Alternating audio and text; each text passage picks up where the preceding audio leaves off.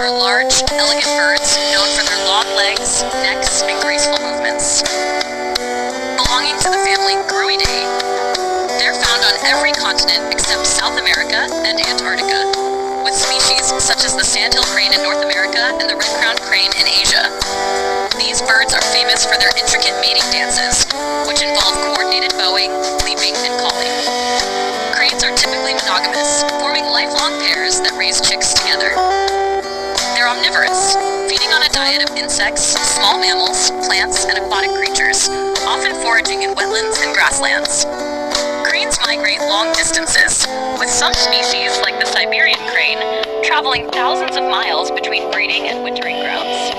Unfortunately, habitat loss and environmental changes threaten many crane species, making them symbols for conservation efforts worldwide.